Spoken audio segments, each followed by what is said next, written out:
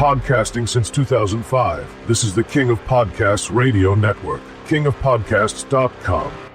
TNA might be hard to kill, but they're easy to sell out. Woo! Hey, this is the Nature Boy Ric Flair.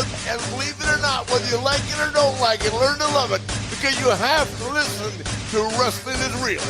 It is the best thing going today. Woo! The worldwide leader of podcasting excellence. The King of Podcasts radio network proudly presents The Wrestling is Real podcast, because wrestling needs us. TNA Slammiversary tonight from New York, just outside of New York City, Long Island. And yeah, another night of TNA and their heralded career. And I can say going back to 2010, TNA does this thing where they don't mind if somebody comes in to help elevate their brand. They sell themselves out in the process. And there are some things that probably come about as a result of it, right? When I refer to 2010, I must say this. At one point, Eric Bischoff, Hulk Hogan were brought in to TNA. Dixie Carter, I guess she liked what she heard from them and allowed them to go and come on in and made wholesale sweeping changes to all of TNA and what it was. The 60-minute adrenaline rush, gone. 2 hours. Moved the show from Thursday nights to Monday nights because they wanted to go head-to-head with WWE. It only lasted 2 months. And then things kind of just changed around while Eric Bischoff and Hulk Hogan were still under contract. Remember, TNA Lockdown 2013. That is the attendance record that TNA Slammiversary tonight broke. 7623, they broke 7,200 at the Alamo Dome in San Antonio, Texas for Lockdown. And if you look at what they offered the audience there for TNA Lockdown, it is kind of humorous, as a matter of fact. Let me see here. So you go ahead and look at what happened on this particular show, because I was fascinated by what they actually had. It was a three-way X Division match with Kenny King over Christian York and Zema Ion. Man, I forgot some of those names. Christian York, I forgot about him. Joseph Park over Joey Ryan, whose name cannot be mentioned again. Velvet Sky beating Gail Kim for the TNA Knockouts title. Listen, I like Velvet Sky, but at that time, splitting her up into a singles role and getting to this role here, I was like, I didn't know what to think about that right away. But again, it was a draw that, Bischoff and Hogan thought this is who they thought that should be there. Robbie T versus Robbie E. This was at this show, one of the biggest shows for TNA. A triple threat match for the TNA World Tag Team titles. It was a dirty heels with Bobby Roode and Austin Aries. That was a good team, but that was Chavo Guerrero and Hernandez, and then they took on Bad Influence. Wes Briscoe versus Kurt Angle in a steel cage match, and Wes Briscoe won. Oh my God. And Garrett Bischoff used to be in some of these matches. Remember that? The old Aces and Eights thing? So keep that in mind. Aces and Eights was a prominent angle in TNA Lockdown. Thus, the Lethal Lockdown match, Team TNA with Sting, James Storm, Samoa Joe, Magnus, and Eric Young, taking on Devon, DOC, Mr. Anderson, Nux, and Garrett Bischoff for Aces and Eights. And Bully Ray over Jeff Hardy for the TNA World Heavyweight title. And Bully Ray revealed himself as the leader of Aces and Eights. So that was when the culmination of the Aces and Eights angle took a lot of shape. Because we were still trying to figure out who they were. It's like they or them. Remember that? So this is the kind of thing we're back into again. Now, it's not Bischoff and Hogan in play. Because let me just put it like this. What happened when Bischoff and Hogan were around? They did what they did. And then what happened? Oh, October 2013, Hulk Hogan leaves TNA. Contract expires. Not much more from Eric Bischoff after that point. And what happened the next year? TNA lost their TV deal with Spike TV. Thus, several years of wilderness with Pop TV, Destination America, and Pursuit Channel. Just saying, okay, when TNA has done a deal with the devil like this here with Bischoff and Hogan, it has burned them in the past. So Carlos Silva now, who has definitely become the on-screen figurehead of TNA, the TNA president, he's here now, obviously, coming out to go ahead and celebrate the world title winners. He's been doing the interviews out there, and now he's being noticed. People notice his name now. Not like Ed Norholm was there, who was kind of like just in the background, right? And definitely a change from when Scott D'Amore was let go at December 2023, right? So it's been a year and a half that D'Amore's been gone. He set up Maple Leaf Wrestling. That's where we are to current day TNA. And then the restart of the NXT partnership from WWE to TNA. And what has TNA gotten so far? We talked about it this week, leading up to Slammiversary. TNA now gets CAA, Nick Khan's agency, where he came from before becoming the president of WWE under TKO, and prior to that, to get them a TV deal within 60 to 90 days. That's what Carlos Silva said right now is supposed to be in the works. And they've been talking about what channels might pick them up. A&E could be a possibility. That's an interesting place to go. We've also heard Tubi. We've heard some other channels, but nothing's really concrete yet. Nothing's really said. So that's one of the things they're looking to go ahead and get right now. Now, what has happened, it's not necessarily where NXT and WWE have taken over the entire scope of TNA.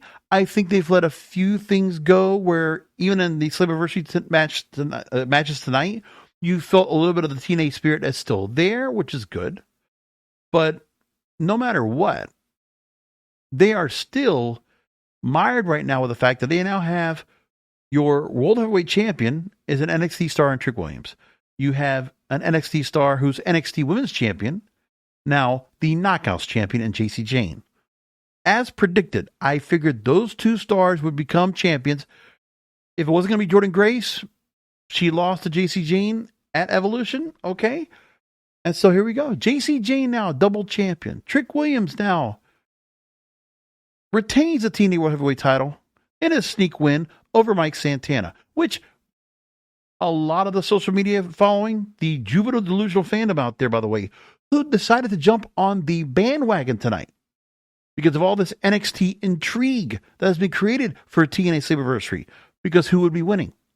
And one of the things that everybody was kind of thinking right now, a lot of the diehard juvenile delusional fandom wanted Mike Santana to win. Oh, what a great story. It's in New York, 7,000 fans.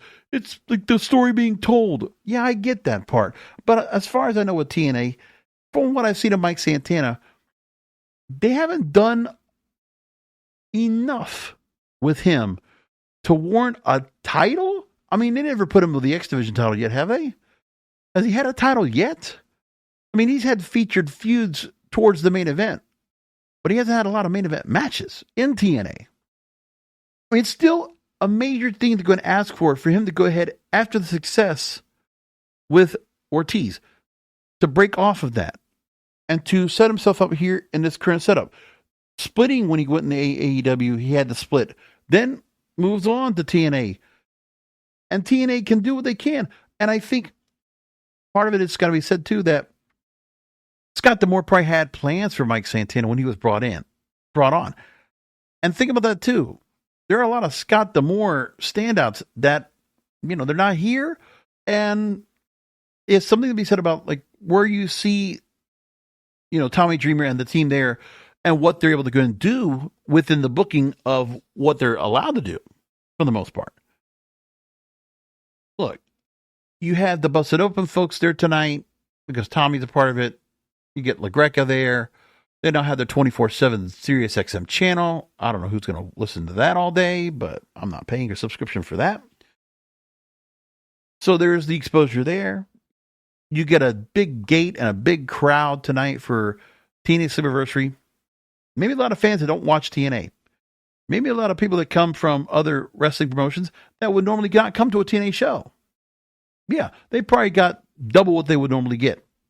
Because they could get maybe 3,000-4,000 people for an event for a TNA show when Scott D'Amore was running it. So they got double tonight. Good for them. Okay, and then we're going to run bigger venues. So this is the plan. This was something they were always trying to do. But in Carlos Silva's eyes, he knows. He wants to go weekly. He wants to go live because that's what puts him at level with AEW and WWE to be in that race.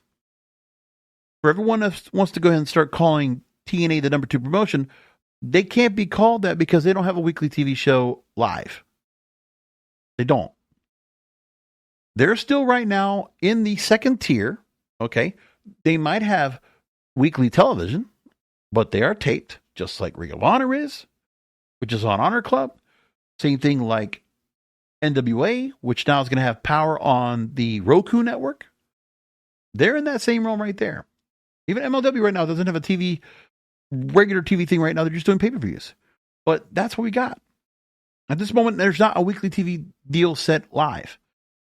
Then you can start putting them into the mix where, okay, if they could pull shows like that regularly and definitively keep outdrawing AEW, then you call them the number 2 promotion. Fine. Because they've been there before. But you can't put that there yet. So for those that are going out there, tamp it down. Okay. So as I said, we are here now, again, at the same spot as before, some 10 years ago. Or 15 years ago, if you want to ask for that. Because that 3-year, almost 4-year long period where Bischoff and Hogan and the lingering effects after that caused another promotion to lose a significant TV deal. Except for the one difference was when WCW was gone, they're gone. Like they might have had to try to find a way to go ahead and restore it and bring it back. Couldn't be done. But then you go here with TNA and near death for years, near death. And I'm really was surprised that this company survived as it did in the most meager of places as they did. Like I was really surprised at Pursuit Channel. I was like, man, they are on their last legs. And I watched that channel, man. I was able to get it. I watched it. And it was kind of tough because then it was a while where Pursuit Channel was this premium channel on cable and I couldn't get it anymore. And no one else was offering it so I could go ahead and catch it. And that became a problem. Access TV so far, they've been, with Anthem Entertainment, they've helped to bring this on board. But of course, it's another company that wants to go ahead and make money, man. Okay? They're just a smaller version of TKO because they also have their own combat sports division. Bellator. If that's even still around, I'm not even sure. But they have their own interest in trying to build a company in the same vein as TKO Group Holdings. Same kind of model in a lot of ways. But there's a lot more money in TKO than there is in Anthem. But that's okay. They're not afraid to get into some of the things that TNA would do, or what the WWE does now with the mats having full of ads. They didn't put them in the ring. Hey, good on them. They put them around the ring. That's smart. And of course, the table and the broadcast booth, they promoted the A-list, whatever that was, that they had. That's fine. Energy drinks and other programs they had. All these different deals are making the good monetize. Good for them. Hey, make the money. TNA had a lot of merch tonight, obviously, and they sold a lot of merch. Because the merch tables were full from what I saw. They got the crowd there. They spent money. They made some money tonight. But they're still going to have their current deal right now where they're going to go and do a venue, go there for 4 weeks, tape shows, and then lead up to the next pay-per-view, which is Bound for Glory. Just outside of Boston, Massachusetts. And if you want Mike Santana to go and have a chance to go and win the world title, maybe the plan is to go ahead and book it for them. I mean, Josh Alexander had to go through that. Remember, he had chances where he almost won the belt. Joe Henry last year almost won the belt, and then he finally won the belt. It's just what they do. So now we're at this point where we're back to the setup of what they put out tonight, which wasn't a bad show. Okay. Overall, 2 of the matches were kind of very predictable to me. It's unfortunate, but what are you going to do, right? It's like, It's what they're going to do. They had a couple of matches that came up early in the pre-show. The Elegance brand, they retained the Knockouts World Tag Team titles. Hometown Man, who is formerly Cody Deaner, and formerly Deaner as part of the design, he's now just under a different name. He's still there. And then you had Fourth Rope, or what's called the Rope Breakers. That was Enzo Amore, now known as Real One, Zilla Fatu, Umaga's son, and Joshua Bishop. They defeated Steve Macklin, Jake Something, and Mance Warner. Yeah, Mance Warner, like, just kind of like out of the mix. I mean, him and Sami Callihan having pretty big feud going on with each other in blood matches and stuff. None of that stuff, by the way. No hardcore rule matches except for the ladder match. And even then was like, it wasn't too much. So they didn't go hardcore on a TNA pay-per-view. No blood. Very rare to see that happen. But that is what happened tonight. You lead off the night with Mustafa Ali with his Secret Service and Cedric Alexander. Had a good match. Don't get me wrong. I mean, how many more times we need you see the lumbar move, the extra big, backbreaker with the bounce? It's enough of that. But Mustafa Ali continues to go ahead and win here. You know, he's still made very important. And I think he's done very well for himself outside of WWE because he's been made prominent here. It's kind of the push that Naomi got when she was Trinity as Knockouts World Champion here. It's that same kind of thing. So for him, that was really good. Matt Cardona, good to go ahead and see him in a match tonight with the system. They defeated Dark State. So Dark State, I just don't care about. This is retribution all over again. But they're still giving time for this group and letting them go out there. And I don't know any of these guys from Adam, and I just don't care. So Matt Cardona in the system, that's the right move for that. A former NXT standout and former WWE star. Wasn't she a tag team champion too, right? Indy Hartwell over Tessa Blanchard, which that was pretty clear. Indy Hartwell gets the win. Tessa Blanchard, the La Rosa Negra story will never go away. She's gonna live with that for the rest of her life.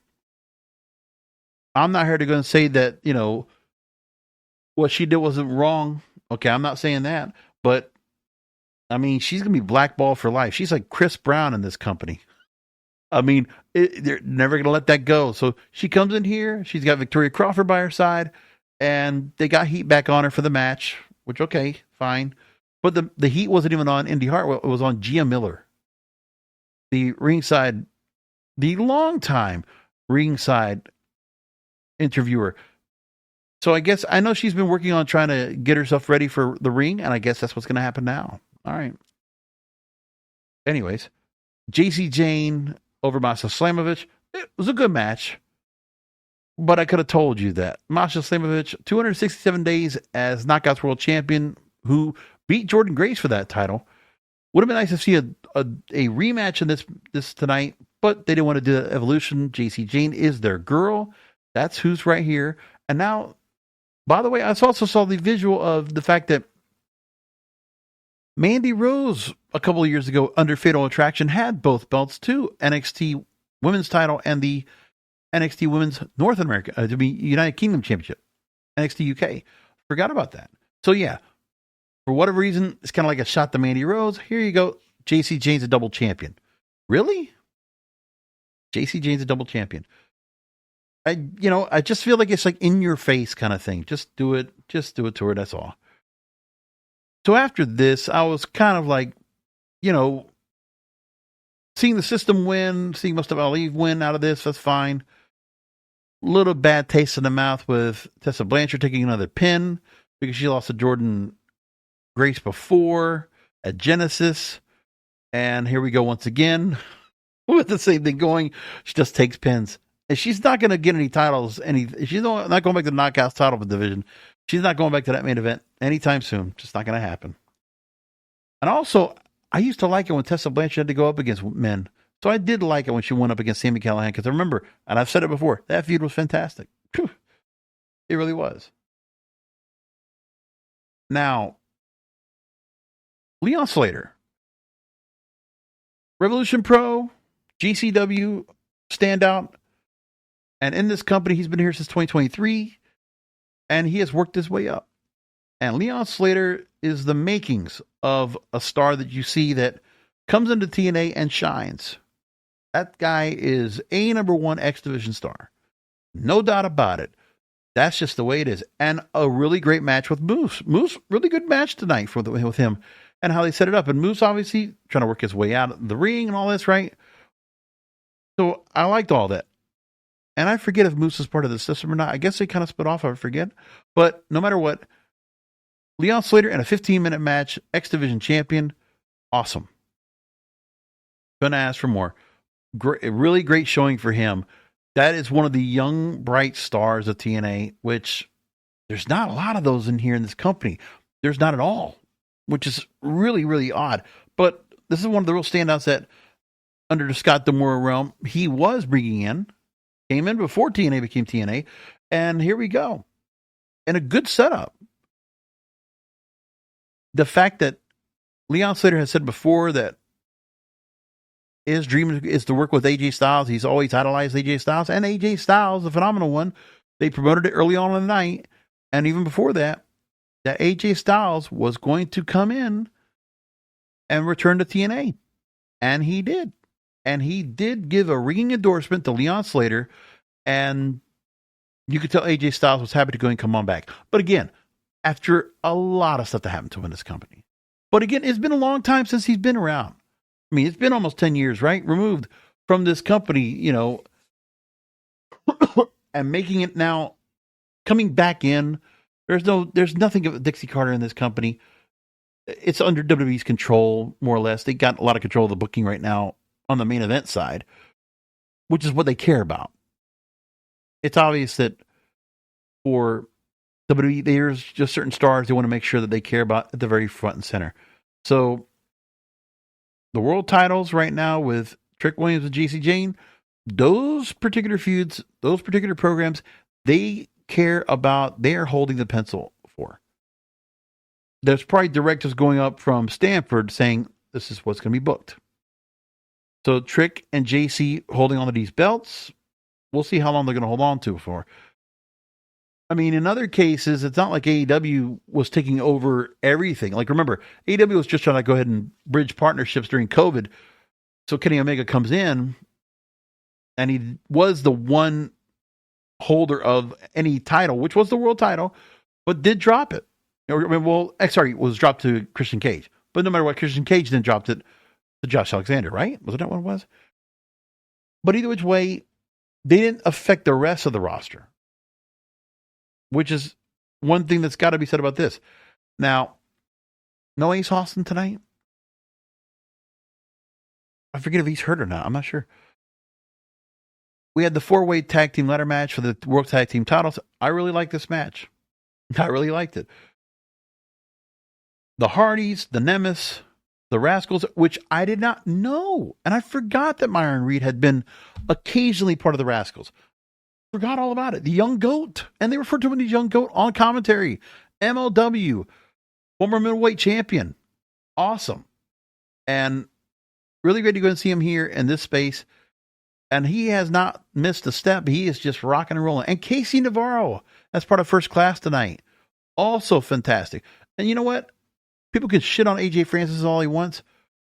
You know, I think he put himself out there, took some real licks. The world's largest moonsault took that lick too. That ladder shot couldn't have felt good going through his legs, and taking a crotch shot to the ladder as he falls into it and doesn't break. Oof, that was brutal. But took the hits. The Nemesis took the hits. A very creative, crafty way where they took all the ladders and broke them all up. Busted them all up. Only for Jeff Hardy to go and come up with something crafty and have one of those helicopter type ladders drop down next to the belt, hanging above the ring or the belts, and eventually get up there and win. I actually like that way they kind of set that up, where they brought that in, and of course other people went up that ladder to go up into the ring, which, you know, you could have made that an X Division title match, but they didn't do that. This would be an Ultimate X match. You could have made it Ultimate X, but they didn't bother doing that. That's okay. But this set was good. I really enjoyed this ladder match. It actually was pretty well booked out. So good on them for that. And these are the two matches. Leon Slater's X Division title win and the Hardys retaining the World Tag Team titles. Standouts of the show tonight. I did enjoy that a lot.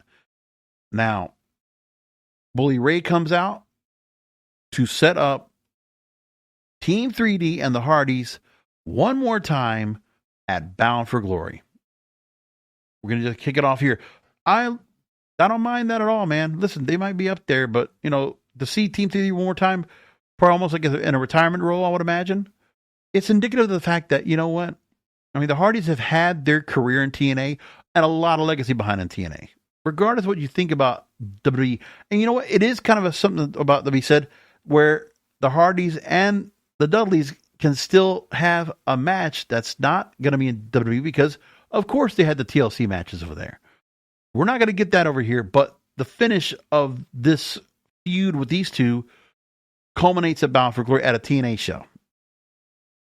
I think it's kind of cool. And I like the fact that they kind of bring that kind of nostalgia back because there's histories with both of these tag teams in this company, multiple tag team champions, and a lot of gimmicks from this as well. Because the Team 3D gimmick, is what basically was the Dudleys, but like a different feel to it. But then Bully Ray creating his own character in here. And amazingly, like when you see certain tag teams and seeing them split off, TNA was always good about that, right? When James Storm split off from America's Most Wanted and the standout that he was there, Bobby Roode, whether he was a singles title holder or coming into a tag team several times and stand out. It's just who they had in there and how they were working with them really well. Now, I can appreciate that match coming up. That's great. That's wonderful. And then Trick Williams over Joe Hendry and Mike Santana. Mike Santana had a Fat Joe lookalike out there. By the way, Fat Joe was performing at SeaWorld, I saw. And nobody cared. They could have just hired him to go and do this show tonight. Because, I'm sorry, Mike Santana had this Fat Joe sound alike. I don't know him from Adam either.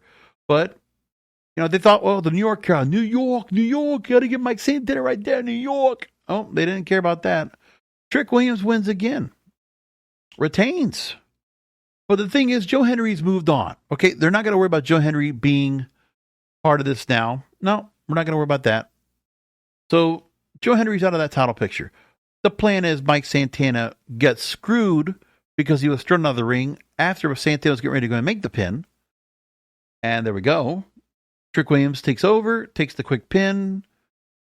Cheap, but gets the victory. Gets out of there like the chicken shit heel that he is. Done.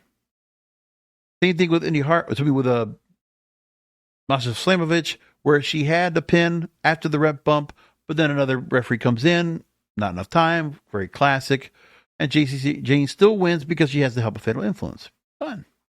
So there's a few things to bring up within what happened tonight about leading up to Slammiversary and what happened. There's a couple things that came up on X I thought I was going to bring up and say something about that, okay? So again, North American attendance record, 7,623 fans for Slammiversary. So the events that would have surpassed that would have been when they were in the O2 Arena in England. I think those were 10,000 plus. And there were several people on X that were making comments about the show tonight. The fact that Slammiversary was a sellout tonight. They did sell out. One person saying, why do AEW fans have such a hate boner for TNA? A company not named WWE doing these kind of numbers as a W, it means more viable options for fans and wrestlers, and it should be celebrated. They were always there. Just because WWE decided to go ahead and embark in a partnership with their NXT brand with TNA, now there's some more people watching and listening in. Okay, yeah, they're doing that because of this. Because Trick Williams and Jacy Jayne are title holders over there. And maybe they're going to sample some of the other stuff that's over there. Then there's another person that says that all this AEW hating trolls praising TNA just doesn't sit well with me. I was a diehard TNA fan when Sting was there. I put up with the exact same bullshit from haters that I do now, being an AEW fan. The same damn people are so willing to openly contradict themselves. Another person writing, if you're throwing any negativity towards TNA doing a really impressive crowd tonight, you're a bit of a dick. And then comments that came up earlier today from the My World with Jeff Jarrett podcast, and Jeff Jarrett making comments about the current goal of TNA. And Jeff Jarrett, long time at TNA, he says, quote, "I don't to this day know what the business model, like what is the plan, and partnerships are great, whether it's AEW or WWE or Noah or whoever they partner on with. I'm trying to figure out what is your goal here with all these partnerships, but more importantly, what's your goal here, like what's your direction, where are you headed? Is it to eventually sell? That's what we don't know. So it's really hard to understand what's your goal here. I don't know. Anthem could sell the brand to WWE. I don't think that's going to happen.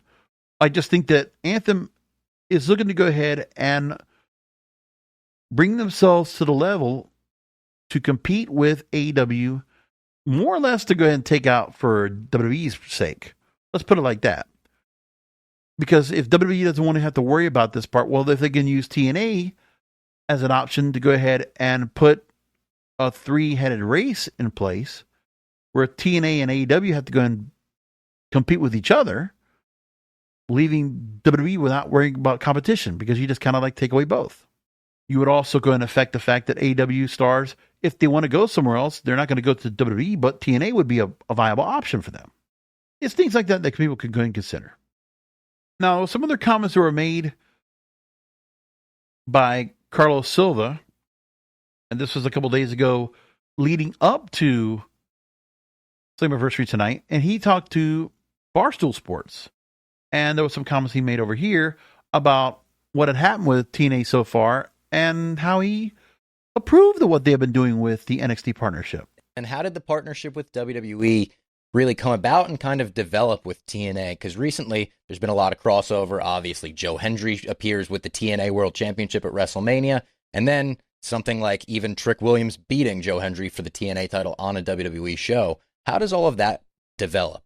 I mean, it started really with Royal Rumble when Joe was part of that. It was a surprise there. And then with him being the surprise Randy opponent at WrestleMania, I think it was just the beginning of it. And we've just continued to cultivate how we want to work together, or how we want to move things up and down and even sideways in the case of AAA. It's just been great working with everyone, whether it's working with Shawn Michaels and Johnny down at NXT on a weekly basis, and, you know, including, you know, Nick and Paul on the WWE side. They've just been very supportive of what we do to continue to bring surprises and new storylines to the fans. And I think it's working really well. Say something like the TNA World Championship getting dropped on NXT. Are you working more and dealing more when talking about that with Shawn, or with, like, is that like a Hunter and Nick decision? It's all, but we do deal directly with Shawn and Johnny at NXT. You know, I mean, as you've seen over the last couple of weeks on the CW, I mean, every show, including last night, is featured something building towards Slammiversary. And then you get some really great things, like you have WWE on social media posting it and saying, you know, TNA Slammiversary coming July 20th. I mean, you couldn't ask for a better partner to put all that together to drive us to this three-way match between, you know, Trick and Santana and Joe. I mean, the most important thing for TNA, if this means the live weekly program that they've been hoping for comes to fruition, okay, that's the end goal. But there is a risk that comes with going after this goal. That's all I want to make clear about this. If they're going to go that route, do we like the idea they're going to go and do this anyway and say, okay, we're just going to go ahead and accept the fact that another outside force is helping us to go and build our brand once again? Is it involved with another outside brand that, let's be honest, NXT and WWE have their own interest behind what they're doing here? It's not just like some, you know, wonderful partnership. There's something to be said about what they're going to get from it. Okay? The NXT stars get a chance to go and get a rub over the TNA brand. But no matter what, TNA, they're going to let the booking go as they want to on the main event side. It's very clear. They're not worried about that part. They're happy to go ahead and let things kind of go as they may, if that means they're going to get that sweet TV money. Because, of course, if they get the production money, they can go out there on the road and they could do this here and get the shows like they want. Yeah, of course. You did a deal with the devil. It's not even a deal with Vince McMahon. It's this TKO giant here, which at some point down the line, maybe TNA might be viable for WWE to have, just like they have it with AAA. They don't know. They might do that because they're happy to go and buy promotions out. And they can see just like how Tony Khan bought Ring of Honor, TKO could definitely buy TNA. It's not outside of the scope, but it's speculation. But they wouldn't be any concerned about that until TNA becomes that viable weekly product. To get to that, then of course, WWE is going to want to have control of what they can get in that time slot in that product, if they can use that to diversify some of their talent over there. Because once again, has this really helped at all with Trick Williams to put him into the title picture here, when they could easily be using him right now on the main roster? Seth Rollins is down on an injury. Why can't we have Trick Williams up there? If Braun Breaker didn't need to be part of the Paul Heyman stable, why couldn't we have Trick Williams come on board and maybe work with Carmelo Hayes and maybe work with Braun Breaker? Put those guys together in matches. Trick Williams go up against Jacob Fatu. Hey, there's boundless options. But Trick Williams, it's time for him to already move up to the main roster. But no, he's now miring in TNA. TNA and NXT.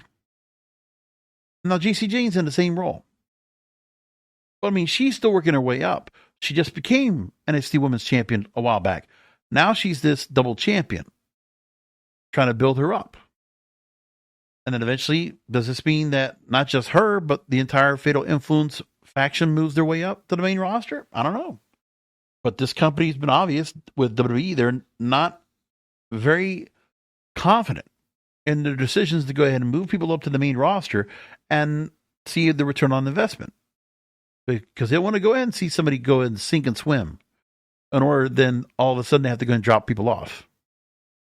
And I remember seeing a graphic earlier today about which WWE stars have been on the roster, and they're not even part of any of this. Like, it's just, you brought in Ethan Page. Him and Ricky Saints are miring around NXT. You brought back Aleister Black. You brought back Rusev. You brought back Andrade. And you brought back Shawn Spears. Like, has anything really panned out for any of those stars coming in? They got a better paycheck, I guess. They got good pay going on anyway. Doesn't matter. But we'll just kind of get lost. And that's the part, I guess, that the company doesn't want to do, is they don't want to have people to get lost. But anyway, we could talk all about this on Wednesday and see what they do and see what comes up. Obviously, NXT will be the first place to go and go to see the aftermath of Slammiversary. They actually have to talk about that on NXT on CW because of the title wins and what that means. I don't know, but we'll find all about that coming up on Wednesday. But, you know, listen, I was fine. Listen, I'm not overly bummed out or anything like that. The show was fine tonight. Some of that TNA flair was there in the X Division title on that tag team ladder match, but otherwise, a lot of WWE NXT influence. No doubt about it. Anyway, come back this Wednesday for another Wrestling Guru podcast. We'll start talking about SummerSlam plans because wrestling needs us.